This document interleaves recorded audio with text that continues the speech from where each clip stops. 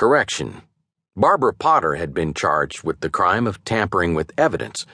Apparently, when a search warrant was executed on the Potter residence, an investigator observed Barbara tearing up a series of photographs that were deemed relevant to the case. Thus, her charge, which was a low-grade felony, was the lone accusation formally lodged against either woman. The killings had occurred on January 31st, 2012.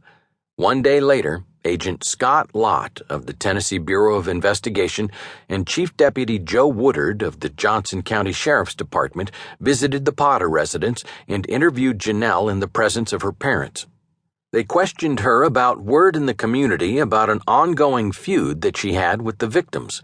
Nothing from that interview led to any evidence useful in linking any of the Potters to the killing, other than confirmation that indeed they had a past history of harassment allegations with Bill Payne, Billie Jean Hayworth, and Billie Jean's close friend, Lindsay Thomas.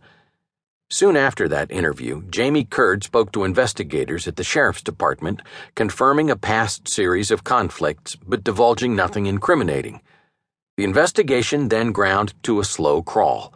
Other persons were looked at as suspects, but quickly dismissed as logical targets of the investigation. By February 6th, the investigation picked up steam again. Curd agreed to submit to a polygraph examination, and the polygraph examiner deemed that he had practiced deception on key questions.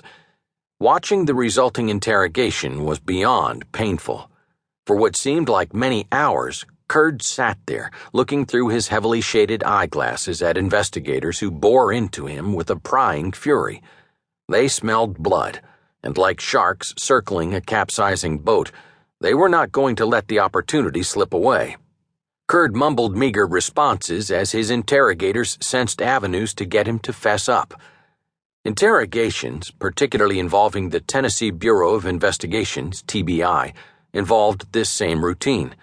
Interrogators did most of the talking, searching for some semblance of mitigation or understanding as to why a person would participate in a heinous crime, wearing down their subject's defenses until resistance withered away. With Curd, his tormentors stuck to the script. They sensed that Curd likely was an accessory or aide to Marvin Buddy Potter. Thus, they broached the possibility that Curd was forced into being involved, that he was afraid of Buddy and given no other choice.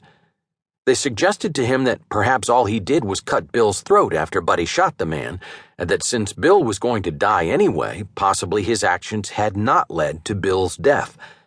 They searched for all sorts of possibilities that might make it easier for Curd to start talking, but mostly they were answered by grunts and begrudging nods from Curd.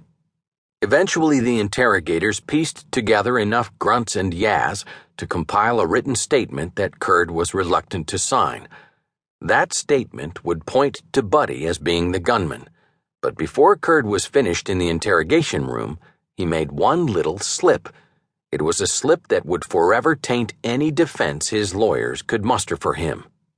"Is the CIA here?" That was the question Curd asked. With an incredulous look on his face, Agent Mike Hannon quickly answered, "No." Hannon and Lott then asked Curd why he would ask about the CIA. Curd then muttered something about Jenelle having this brother named Chris. Curd said Chris was mad about things. The investigators knew nothing of what Curd was talking about. Neither did I as I watched his interrogation for the first time. Chris? CIA? Not knowing where these facts would lead, the investigators didn't pursue that line of questioning any further. Little did they know that Curd had just blurted out the key to the case. But for now, that revelation was lost to all concerned. Next, Agent Lott set up to have Curd call Buddy. "You want to help get Buddy?" Lott asked. Curd didn't really answer, but Lott pressed on. Curd was supposed to be at work at this time at the Parkdale Mills plant where he worked the same machine as Bill Payne had, so Lott wisely arranged for Curd's call to come from the plant instead of the Sheriff's Department. For his call, Lott requested Curd ask Buddy if he had gotten rid of the gun and knife used in the killings. Meanwhile, the call was to be recorded. Curd called, and Barbara Potter answered. Knowing that Curd was to be at the